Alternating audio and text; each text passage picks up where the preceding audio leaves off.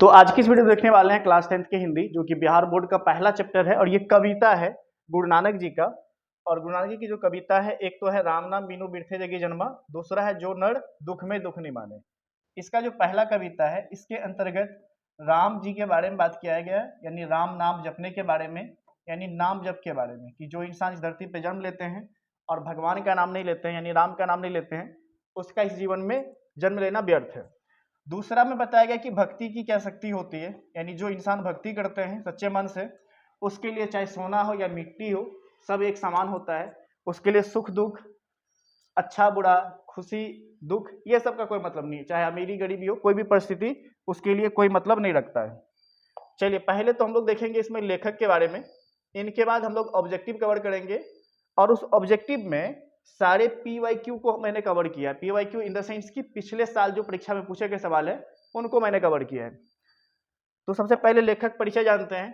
तो कवि का जो परिचय है, ये गुरु नानक जी है, और ये सिख धर्म के प्रवर्तक माने जाते हैं, यानी जो सिख धर्म थे इनके ये संस्थापक माने जाते हैं, और ये सिख धर्म का पहला गुरु है, प्रथम कह सकते हैं या पहला गुरु, ठीक है। तो सिख धर्म के प्रथम गुरु गुरु नानक जी, या सिख धर्म के प्रवर्तक गुरु नानक जी हैं, या फिर संस्थापक कह लीजिए, वो भी गुरु नानक जी हैं। नेक्स्ट, ये जो जिस भक्ति का प्रचार कर रहे थे वो है निर्गुण भक्ति। ये निर्गुण भक्ति का प्रचार करने वाले संत कवि थे। इन्होंने वर्ण आश्रम व्यवस्था और कर्मकांड का विरोध किया। अब देखेंगे अपने हिंदू धर्म में 4 वर्ण होते हैं, ब्राह्मण, क्षत्रिय, वैश्य और शूद्र। इनके बारे में डिटेल इसमें तो नहीं बात कर सकते हैं, बस ये जो वर्ण थे इनका इन्होंने विरोध किया, और कर्मकांड का विरोध किया। कर्मकांड का मतलब क्या है? जैसे देखते हैं पूजा पाठ में कितने ज्यादा खर्चीला पूजा पाठ होता है, तो इनका कहना था कि पूजा आप कैसे भी करो, भगवान का ही पूजा करना है ना, आप मन से भी कर सकते हैं, जरूरी नहीं कि दिखाना आपको है। इनका मुख्य जो बल था हिंदू और मुसलमान इन दोनों के लिए समान धार्मिक उपासना लाने पे था। चलिए आगे देखते हैं, पहले इसमें डिस्कस कर लेते हैं। सिख धर्म के प्रवर्तक कौन थे? तो गुरु नानक जी। इन्होंने किस भक्ति का प्रचार किया? निर्गुण ब्रह्म भक्ति का। और ये कैसे कवि थे? तो ये संत कवि थे। इन्होंने किसका विरोध किया? वर्णाश्रम व्यवस्था और कर्मकांड का विरोध किया। और ये हिंदू मुसलमान दोनों के लिए क्या चाह रहे थे? समान धार्मिक उपासना हो। चलिए इसके आगे देखते हैं। इसका जो जीवन है, जीवन के ऊपर बात करें, गुरु नानक जी के जीवन के बारे में, इसका जन्म 1469 ईस्वी में हुआ था। वो हुआ था तलवंडी ग्राम में, जो कि लाहौर में, अब वो कहाँ पे है? पाकिस्तान में। इनका जन्म 1469 में हुआ था, तलवंडी ग्राम, लाहौर में। उस समय ये भारत था, लेकिन अभी ये क्या है? पाकिस्तान में है। इनका जो जन्म स्थान है यानी तलवंडी ग्राम, इसको आज नानकाना साहिब के नाम से जाना जाता है। इसके पिता का नाम क्या था? कालूचंद खत्री, और माता का नाम तृप्ता था। आगे चल के MCQ बनाने में आपको काम आएगा, तो इसको याद रखिएगा कि इसके माता का नाम, पिता का नाम, इसका जन्म स्थान, और ये अब कहाँ पे है? तो पाकिस्तान में। चलिए आगे देखते हैं। इसकी पत्नी का नाम क्या था? सुलक्षणी। इसके पिताजी जो थे व्यवसायी थे, व्यापारी थे, लेकिन इसका मन जो है व्यवसाय में नहीं लगा। व्यवसाय की जगह किसमें मन लगा? भक्ति और आध्यात्मिकता की ओर इसका ज्यादा रुझान था, तो इसीलिए भक्ति की तरफ आ गए। ये अपने पिताजी का जो है व्यवसाय नहीं संभाले, उस व्यवसाय में आगे नहीं बढ़े। उन्होंने व्यापक देशाटन किया, यानी अलग अलग देश घूमे। उसमें से एक मक्का मदीना भी गए, और मक्का मदीना जब गए थे इनको मुगल सम्राट बाबर से भेंट हुआ। तो ये अलग अलग देश जब घूम रहे थे, तो उसी के क्रम में ये मक्का मदीना पहुंच गए, जहाँ पे मुसलमान लोग जाते हैं हज करने के लिए। तो वहां पे ये किससे मिले? मुगल सम्राट, और उसका भेंट किससे हुआ? बाबर से। और इसकी जो मृत्यु हुई थी 1539 में, और जब ये प्राण त्याग गए थे, इन्होंने एक शब्द कहा था, वाहे गुरु। ये आगे चल के आपको काम आएगा कि गुरु नानक जी ने अपने प्राण त्यागने से पहले कौन सा शब्द का इस्तेमाल किया था? तो वाहे गुरु। और मृत्यु कब हुआ था? 1539 में। चलिए आगे देखते हैं। आगे है उपदेश और विषय वस्तु। तो इनका जो उपदेश और विषय वस्तु था, मुख्य रूप से था कि गुरु की महत्ता, यानी कि गुरु का इंपॉर्टेंस पे इन्होंने विशेष बल दिया। इनका मुख्य विषय क्या था? संसार जो है क्षणभंगुरता है, यानी इस दुनिया में कोई भी चीज जो है स्टेबल नहीं है। नहीं, जो आज आप देख रहे हैं वो कल खत्म हो जाएगा। आप आज सुंदर हैं, ये सुंदरता भी आपका खत्म हो जाएगा। आज आप अमीर हैं, हो सकता है समय ऐसा परिवर्तन हो कि आप गरीब हो सकते हैं। तो ये संसार जो है ये क्षणभंगुरता है, इन द सेंस कि यहाँ पे कोई भी चीज स्टेबल नहीं है। इन्होंने ब्रह्म की शक्तिमत्ता का जो है विषय पे जोड़ दिया, यानी कि जो भगवान होते हैं वो सब शक्तिमान होते हैं, ठीक है। आप उनको मन से चाहो तो वो भी आपको चाहेंगे। नाम जप की महिमा, तो इन्होंने किस नाम जपने के बारे में बात किया गया था? राम नाम, ठीक है। भगवान राम का नाम जपिए, आप अपनी लाइफ में आगे बढ़ते रहिए। ईश्वर की सर्वव्यापकता, यानी कि ईश्वर जो है हर जगह मौजूद है, तो इनका ये मुख्य विषय था। इसका आगे देखते हैं। काव्य और भाषा शैली, तो इनके जो काव्य हैं यानी कविता और भाषा शैली इन्होंने कैसा प्रयोग किया? तो गुरु नानक जी जो है पंजाबी के साथ साथ हिंदी में भी रचनाएं की। तो ये दो भाषा में रचना की, आपको याद रखना है, एक तो पंजाबी, दूसरा हिंदी। लेकिन इसकी हिंदी में उनकी भाषा ब्रज भाषा और खड़ी बोली का सुंदर मिश्रण है। आगे चल के आपको याद रखना है कि इन्होंने और कौन सी भाषा या बोली का प्रयोग किया? ब्रज भाषा और ये पंजाबी के साथ, क्योंकि ये खुद पंजाबी थे, तो आगे चल के ये काम आएगा। उनके भक्ति और विनय के पद अत्यंत मार्मिक हैं।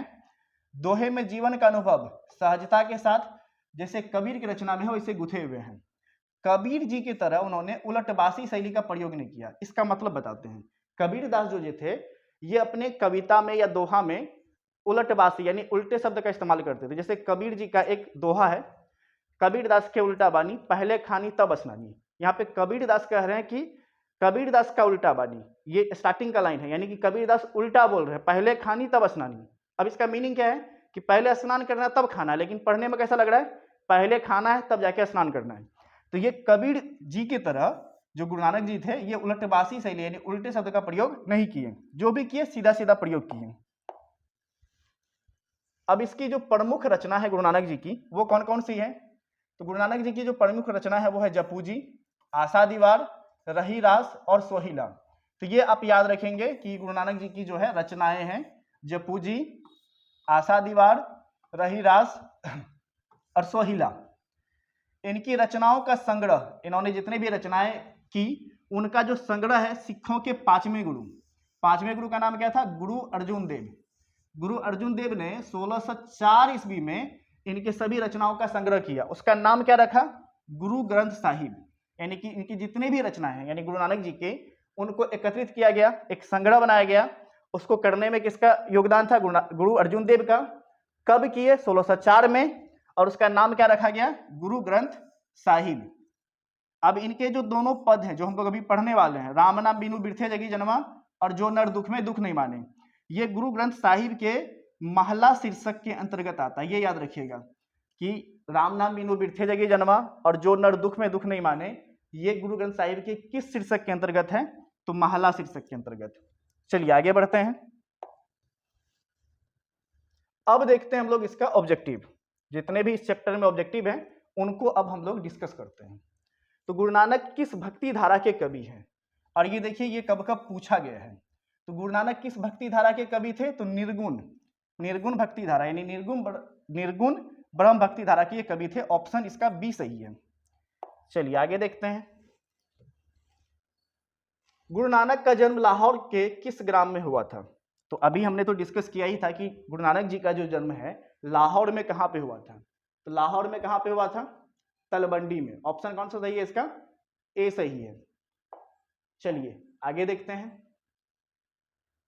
अगला प्रश्न है राम नाम बिनु बिरथे जगी जन्मा, यह पंक्ति डैश की है? तो राम नाम बिनु बिरथे जगी जन्मा ये जो पंक्ति है ये किसकी है? तो यहाँ पे जो ऑप्शन है वो गलत है। ये जो है पंक्ति गुरु नानक जी की कविता की है। तो यहाँ पे गुरु नानक होना चाहिए ऑप्शन में, इसका ऑप्शन यहाँ पे नहीं है। टाइपिंग में कुछ मिस्टेक हो गया, चलिए कोई दिक्कत नहीं। आगे देखते हैं। आगे देखिए गुरु नानक की रचना है, तो गुरु नानक जी की रचना कौन सा है? ये या ये? तो इसका कौन सा रचना है? जो नर दुख में दुख नहीं माने। ऑप्शन सी इसका सही है। आगे देखते हैं। रही रास किसकी रचना है? तो रही रास जो है किसकी रचना है? गुरु नानक जी की। ऑप्शन इसका ए सही है। वाणी कब इसके समान हो जाती है? तो वाणी कब इसके समान हो जाता है? राम नाम के बिना। जो इंसान भगवान का नाम नहीं लेते हैं उसका जो विष यानी वाणी होता है, बोली होता है, वो किसके समान हो जाता है? विष के समान। और ये पूछा कब है? 18 के प्रथम सिटिंग में। नेक्स्ट देखते हैं। अगला सवाल क्या है? आशा दीवार किसकी रचना है? और ये भी देखिए कई बार पूछा गया है। तो ये किसका रचना है? गुरु नानक जी का। ऑप्शन सी इसका सही है। किस मुगल सम्राट से गुरु नानक जी की भेंट हुई थी? ठीक है, तो किस मुगल सम्राट से भेंट हुई थी और कब हुआ था? ये मक्का मदीना जब गए थे घूमने के लिए, तो उस समय इसका मुलाकात हुआ था मुगल सम्राट से। और मुगल सम्राट कौन थे? वो बाबर थे। ऑप्शन इसका कौन सही है? बी सही है। गुरु नानक की रचनाओं का संग्रह किसके द्वारा किया गया? तो गुरु नानक जी की जितनी भी रचना है उसका संग्रह किसके द्वारा किया गया? इनके रचनाओं के संग्रह को क्या बोलते हैं? गुरु ग्रंथ साहिब। नहीं, और ये कब हुआ? 1604 ईस्वी में। और किसने किया? तो पांचवें गुरु ने। अब पांचवें गुरु का नाम क्या था? गुरु अर्जुन देव। ऑप्शन सी इसका सही है। अगला है, गुरु नानक की रचनाओं का संग्रह किस नाम से प्रसिद्ध है? अभी जस्ट डिस्कस किए, किस नाम से प्रसिद्ध है? गुरु ग्रंथ साहिब। ऑप्शन बी इसका सही है। नेक्स्ट देखते हैं, गुरु नानक का जन्म स्थान क्या कहलाता है? तो इसका जन्म कहां हुआ? तलवंडी, लाहौर में, जो कि अभी पाकिस्तान में है। और ये किस नाम से प्रसिद्ध है? नानकाना साहब। ऑप्शन सी इसका सही है। सिख धर्म का प्रवर्तन किसने किया? तो सिख धर्म का पहला गुरु और इसके संस्थापक और प्रवर्तन जिसने किया वो कौन थे? गुरु नानक जी थे। ऑप्शन बी इसका सही है। गुरु नानक का जन्म कब हुआ? तो गुरु नानक जी का जन्म कब हुआ? 1539 ईस्वी में। ऑप्शन इसका सी सही है। अगला प्रश्न है, गुरु नानक की रचनाओं का संग्रह किस वर्ष किया गया? तो गुरु नानक जी की रचनाओं का संग्रह कब किया गया? 1604 ईस्वी में। और किसने किया? पांचवें गुरु ने। अब पांचवें गुरु कौन थे? गुरु अर्जुन देव। नहीं, ये सब नाम भी आप याद रखिएगा और हो सके तो प्रैक्टिस साथ साथ कर सकते हैं, इससे ज्यादा आपको आसानी होगा। नेक्स्ट प्रश्न है हमारा, नानकाना साहब कहाँ पे है? तो नानकाना साहब कहाँ पे है? नानकाना साहब किसको बोलते हैं? तलवंडी ग्राम को। तलवंडी ग्राम अभी कहाँ पे है? लाहौर। और लाहौर अभी कहाँ है? पाकिस्तान। ऑप्शन सी इसका सही है। अगला प्रश्न है आपका, जो नर दुख में दुख नहीं माने, इसके रचयिता कौन है? तो इसके रचयिता कौन है? गुरु नानक जी। ऑप्शन डी इसका सही है। नेक्स्ट प्रश्न देखते हैं, गुरु नानक जी के पिता का नाम क्या था? तो इसके पिताजी का नाम क्या था? तो कालूचंद खत्री। ऑप्शन इसका बी सही है। गुरु नानक के पद किस भाषा में रचित हैं? अब यहाँ पे है अरबी मिश्रित, हिंदी मिश्रित, पंजाबी मिश्रित और पाली मिश्रित। देखिए ब्रज भाषा में तो था ही, ठीक है, इसके साथ पंजाबी मिश्रित था। ऑप्शन इसका सी सही है।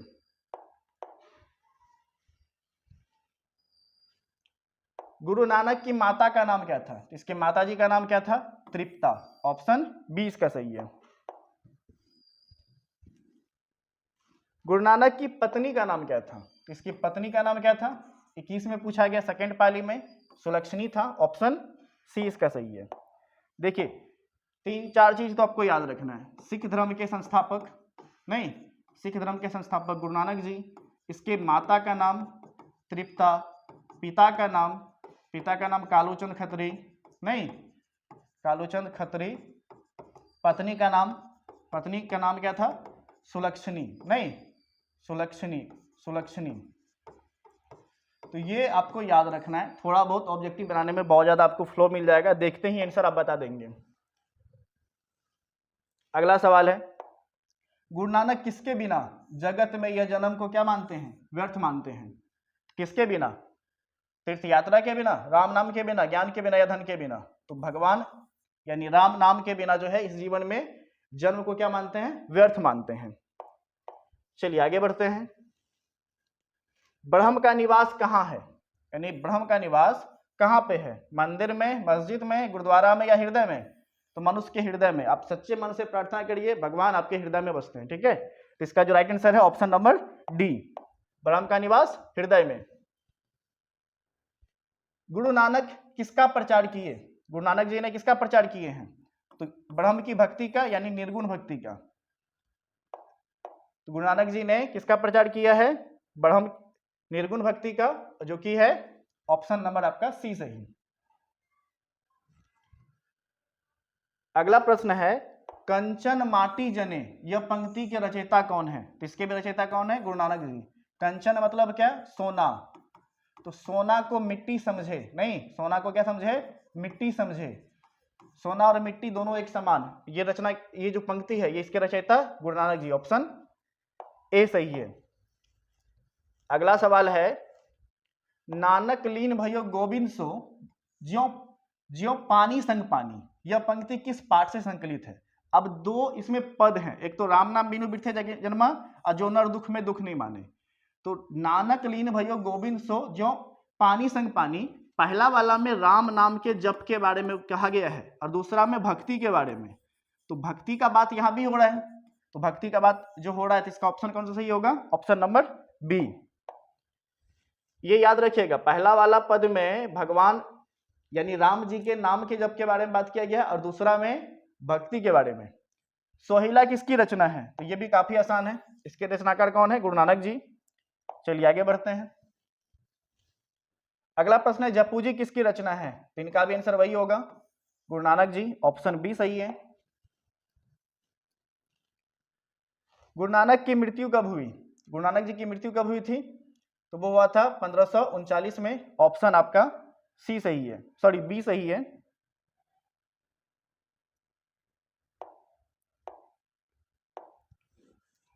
अगला प्रश्न है, तलवंडी वर्तमान कहां पे है? तो ये प्रश्न रिपीटेड प्रश्न है, ये कहां पे है? पाकिस्तान में। ऑप्शन इसका ए सही है। नेक्स्ट प्रश्न है, वर्णाश्रम और कर्मकांड का विरोध किसने किया? तो वर्णाश्रम और कर्मकांड का विरोध किसने किया? इसका ऑप्शन जो भी सही है वो आपके लिए छोड़ देता हूं, आप कमेंट करके बता सकते हैं कि इसका राइट आंसर क्या होगा। तो वर्णाश्रम और कर्मकांड का विरोध करने वाले कौन थे? गुरु नानक जी। ऑप्शन ए सही है। गुरु नानक ने किस भाषा में कविता लिखी? अब यहाँ पे अलग अलग ऑप्शन है, तो पंजाबी और हिंदी दोनों में लिखा, तो इसका राइट आंसर है option number D. Guru Nanak ने पंजाबी और हिंदी दोनों भाषा में जो है अपनी रचना को लिखा या कविता को लिखा। अगला है, सिख धर्म के 5वें गुरु कौन थे? तो कई बार डिस्कस हो चुका है कि सिख धर्म के 5वें गुरु कौन थे? अर्जुन देव। ऑप्शन बी इसका सही है। अगला प्रश्न है आपके सामने, राम नाम के कीर्तन पर किसने जोड़ दिया? तो राम नाम के कीर्तन पर किसने जोड़ दिया है? गुरु नानक जी ने। ऑप्शन सी सही है। नेक्स्ट प्रश्न देखते हैं, नारियों के उचित स्थान के लिए आवाज बुलंद किसने किया? तो नारियों के लिए जो है गुरु नानक जी ने आवाज बुलंद किए थे, उसके सम्मान के लिए, बराबर के अधिकार के लिए। किसके बिना प्राणी को मुक्ति नहीं मिलती है? तो किसके बिना प्राणी को मुक्ति नहीं मिलती है? गुरु के ज्ञान के बिना। ठीक है, कर्मकांड, मूर्ति पूजन, चारों धाम व्यर्थ है, गुरु के बिना जो है आपको इस संसार में मुक्ति नहीं मिलती है। अगला क्वेश्चन है आपके सामने, किसके बिना इस संसार में जन्म लेना बेकार है? तो किसके बिना? राम नाम के बिना। अगर राम नाम का आप नाम नहीं लेते हैं तो आपके इस जग में जन्म लेना जो है व्यर्थ है, यानी बेकार है। अगला प्रश्न है, क्या कहते हुए नानक जी ने प्राण त्याग दिए? मैंने स्टार्टिंग में बोला था कि जब उसकी मृत्यु हुई तो उन्होंने कौन से शब्द कहे थे? तो वाहे गुरु कहे थे। और इसमें एक है, जय श्री राम तो नहीं बोले थे, हे राम बोले थे। हे राम किसने बोला था? महात्मा गांधी ने। ठीक है, चलिए अगला प्रश्न देखते हैं, कौन पहले संत है जिन्होंने विदेशी आक्रमणकारियों के विरुद्ध में अपना आवाज उठाया? तो ये किसने उठाया था? तो गुरु नानक जी ने। ऑप्शन इसका डी सही है। आगे बढ़ते हैं। अगला प्रश्न है आपके सामने, दंड कमंडल सीखा सूत धोती तीर्थ गवनु अति भ्रमण करे, यह पंक्ति किस पाठ किस शीर्षक कविता से उदित है? ये राम नाम मृत्यु जगी जन्मा से है कि आप डंडा ले लीजिए, कमंडल ले लीजिए, बराबर आप सीखा रख लीजिए, यानी कि आप टिक कर सकते हैं अपनी भाषा में, धोती पहन लीजिए और भ्रमण करिए, तो क्या हो जाएगा आपका? ये बेकार है आपका भ्रमण करना जब तक आप भगवान का नाम नहीं लेंगे। और भगवान का नाम लेने के बारे में किसमें कहा गया? राम नाम बिनु बिरथे जगी जन्मा। अगला प्रश्न है, गुरु नानक को के किस पद में राम नाम के कीर्तन पर बल दिया गया है? तो गुरु नानक जी के दो कविता हैं, दो पद है इसमें, एक तो पहला राम नाम बिनु बिरथे जगी जन्मा, दूसरा जो नर दुख में दुख नहीं माने। तो कौन सा पद है? ये पहला पद है। ऑप्शन बी सही है। नेक्स्ट प्रश्न है, गुरु नानक की रचनाओं का संग्रह गुरु अर्जुन देव ने कब किया? जो गुरु ग्रंथ साहिब के नाम से प्रसिद्ध है। कब किया? नहीं, कब किए? 1600 4 ईस्वी में। ऑप्शन नंबर आपका सी सही है। जपूजी, आशा दीवार और सोहिला किसकी रचना है? तो ये तो काफी आसान है, देखते ही आपको समझ में आ जाएगा किसकी रचना है। किसकी रचना है? गुरु नानक जी की। ऑप्शन बी सही है। नेक्स्ट प्रश्न है, राम नाम मीनू बिरथे जगी जन्मा पद में किसकी आलोचना की गई है? तो इसमें आलोचना क्या हुआ है कि आप जो है दिखावा के लिए पूजा नहीं करिए, पूजा करना है तो मन से करिए, नाम जपिए भगवान का, निर्गुण भक्ति करिए। तो इनमें किसका आलोचना किया गया है? तो ब्रह्म आबंडर का। यहाँ पे आडंबर है, ठीक है, यहां से यहां तक ब्रह्म, यहां से यहां तक आडंबर, कि दिखावा के लिए पूजा नहीं करिए, पूजा करना ही है तो सच्चे हृदय से करिए। आगे अगला प्रश्न है, गुरु नानक ने किन्हें सम्मान दिया? तो गुरु नानक जी ने किन्हें सम्मान दिया? तो स्त्रियों को। ऑप्शन सी सही है। नेक्स्ट प्रश्न है, गुरु नानक का कथन किस कवि के कथन से मिलता है? मिलता तो है लेकिन उलटबासी का प्रयोग नहीं किया, मैंने बताया था। तो किसके तरह? कबीरदास के तरह। ऑप्शन ए सही है। नेक्स्ट क्वेश्चन है हमारा, गुरु नानक का जन्म कहाँ हुआ? तो ये तो काफी इजी है, कहाँ हुआ था? तलवंडी लाहौर में, जो अभी कहाँ पे है? पाकिस्तान में। नेक्स्ट क्वेश्चन देखते हैं, सुलक्षणी कौन थी? सुलक्षणी कौन थी? तो ये गुरु नानक जी की कौन थी? पत्नी थी। इसका ऑप्शन कौन सा सही है? डी। अगला सवाल है, गुरु नानक पंजाबी के अलावे और किस भाषा में कविता लिखे? तो पंजाबी के अलावा इन्होंने किस में लिखे हैं? हिंदी में। हिंदी और पंजाबी ये दोनों भाषा में ये अपनी कविता को लिखे थे। आशा दीवार किस कवि की रचना है? तो आशा दीवार जो है गुरु नानक जी की रचना है। ऑप्शन डी सही है।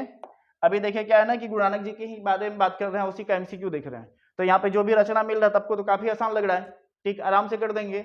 लेकिन जब सारा कविता मिक्स हो जाएगा और उनका ऑब्जेक्टिव रहेगा तब कंफ्यूज होंगे। तो आपको उस समय हर एक कवि के रचना को याद रखना पड़ेगा, तब जाके आप टिक कर पाएंगे सही से, और करना ही पड़ेगा। एग्जाम में अगर अच्छा नंबर चाहिए तब को करना पड़ेगा।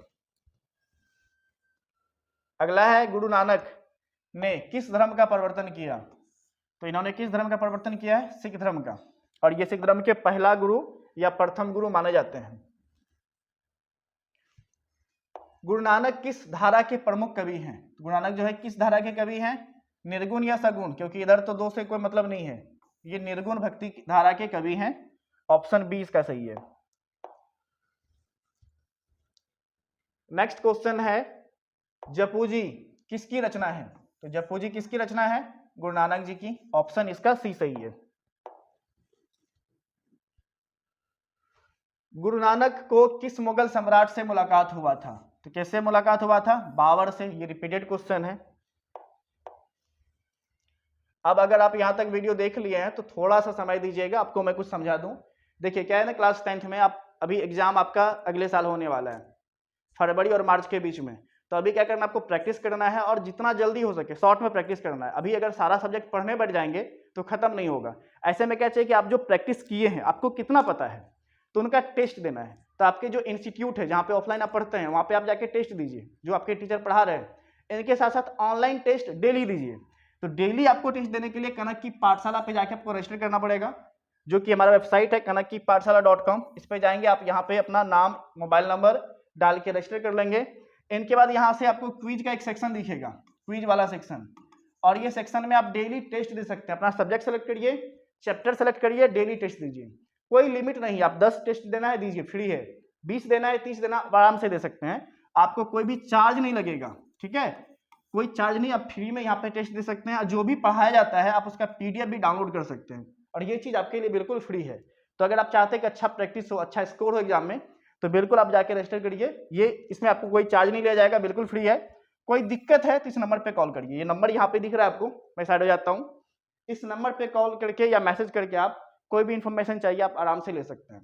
तो उम्मीद करते हैं ये वीडियो आपको पसंद आई होगी। अगर वीडियो पसंद, वीडियो को लाइक करिएगा, कमेंट कर फीडबैक दीजिएगा। और किसी चैप्टर पे वीडियो चाहिए तो वो हमें कमेंट में लिख के बताइए। वैसे भी अगले चैप्टर में हम लोग जो डिस्कस करेंगे, इसके बाद वाला जो कविता है, नेक्स्ट कविता रसखान जी का, उनका डिस्कस करेंगे।